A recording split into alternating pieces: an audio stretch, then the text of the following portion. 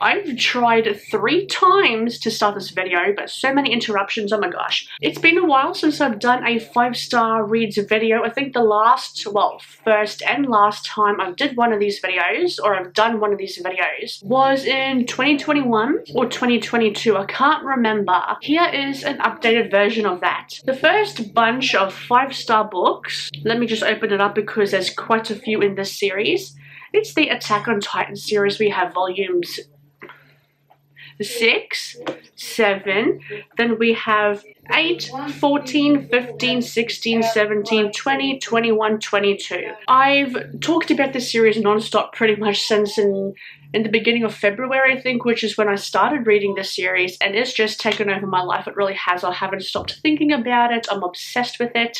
What's left of humanity is walled behind these 3 cities, or 3 walled cities, I believe they are. You'd think I would know, wouldn't you, with how long I've been reading the series for. What's left of humanity has been hiding behind 3 walled cities, and for over a century, I'm struggling today. Okay, so for over a century, humanity has been in a battle against these humanoid figures known as Titans, and it is the recent event of a Titan attack that has spurred humanity to fight for their freedom for what could be the very last time. The volumes that have 5 stars, they are the ones that have the plot twists. The plot twists, the foreshadowing, and the foreshadowing is so incredible and the plot twists are so well thought out that I felt stupid for not picking up on it later or earlier. Usually when you're reading a book and you're trying to figure out a plot twist, you usually look at one area and you don't look at another. Like there is so much you don't look at. You think it's one thing that you think you're going to look for, but it turns out to be another. You're not correct. You're not. You just have to enjoy the ride of the series because it's just phenomenal. The writing is really good as well. The foreshadowing and the Easter eggs that were leading up to the plot twist were so minor, so minuscule, that you weren't looking for them. You were looking for something else that would be obvious to you. And when nothing was obvious to you and you got the plot twist and the plot reveal, you were just like, oh my god, how could I have missed that? It's the little details in this series that really make it shine and really enhance it. Because you would think little things that you're used to looking at would be obvious to you in something like this in a manga. No, it's the little details you need to look out for. But all in all, like, don't be like me and spoil yourself for shit. Enjoy it. Like, don't be careful of social media. There's spoilers everywhere. This world has expanded a lot as well. Just the characters, I adore the characters. Writing is good. The world is so fascinating and interesting. Highly recommend the series. We have The Outsiders by S.E. Hinton. This is a reread for me this year, and it follows, quite literally, it follows a group of gang rivals. Gang members, they are rivals called the Greases and the Socks, or the Socials. The reasoning why I gave this a 5 stars. The found family aspect between this group of friends and the Greases, and also the family members. There's 3 brothers in here, and also the friendships that they have made throughout their life. It's written so well. They have such a good communication with each other. They all care and support for one another. I think this should be recommended reading. I guess you could say the social commentary in this book relates very much to today. How we all judge each other. We always judge each other. We judge a book by its cover. We all think because someone's living the high life, they have it easier than those that are living a little bit lower in society.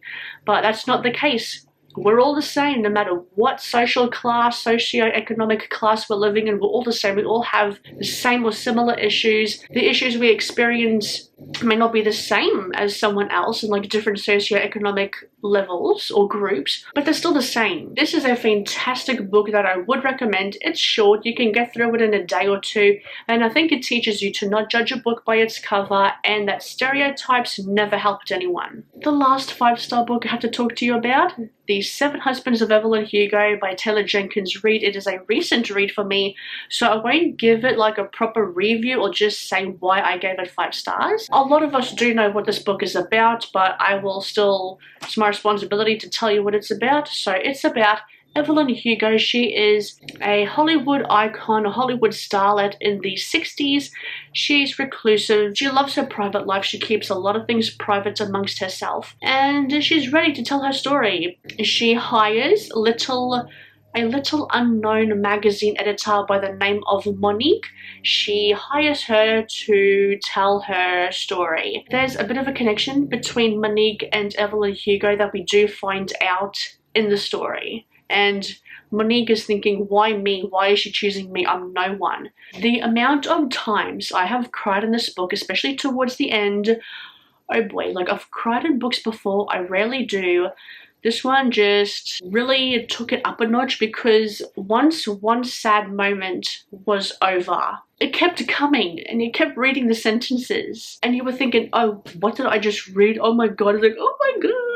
When you read something else after crying and then you read another sentence and you're like, wait, what? And then just like the waterworks just come flooding down upon your face. I was a little worried that I was not going to like Evelyn Hugo as a character, but after I got through the first marriage, because each chapter is talking about a different marriage to her 7 husbands, after the first marriage, I liked her.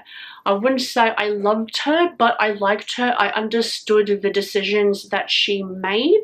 Even though I don't like some of the decisions she made, especially in the beginning, because she was so young, we do get to see her throughout her life up until her when she was like, what, 60, 80, I think she was, when she was much older. I think that just goes to showcase Taylor Jenkins Reid's writing, because you could definitely tell that Evelyn Hugo was young and naive, and that's how it came across. And I wasn't a fan of that, especially in the first marriage. I was like, am I gonna like this book? But the more I read, once I got over that first marriage, I really did enjoy it. And it goes to show her maturity throughout the book and what was important to her the older she got. You could really see her decisions and her thought processes changing throughout her life. And it was really beautiful to see, because obviously the older you get, the more experience you're going to have. And the more you're going to mature, the more you're going to make wise, good decisions, I guess you could say. Does she still make good decisions? No, she's flawed like everyone. And I think that's a really good point in this book too, how a lot of people would make the same or very similar decisions to Evelyn Hugo. It all depends on you, doesn't it? I do think a lot of people could relate to her depending on what your experience in life was. You got to read it to understand what I'm trying to say about it, because you don't want to spoil it. But yeah, Evelyn Hugo also said in the book as well that, you know, a lot of people would do the same choices, would make the same choices and same decisions that she has had, and yeah, a lot of people would, and a lot of people have. Those are the books, and also the other volumes in Attack on Titan. I've had 11 5-star reads so far. The rest have been 4 stars, which is good. 4 stars is really, really good. I'm happy about that. I know I've had more 5 stars this year than I've had last year, which was 8. So I had 8 5-star reads last year, and now I've had 11 this year. So I think that's good. I think I'm fine-tuning my taste a bit more to see what I like. And I think that's proving the point with these 5-star and 4-star reads as well. So that's always good. It's always good when you know your book taste really good, to the point where you know you're going to really, really like it. Thank you very much for watching, everyone. Let me know what 5-star books you've had this year. I would really like to know. Have you read any of these books? Do they sound somewhat interesting to you? Please let me know. And I'll see you in another video. Bye.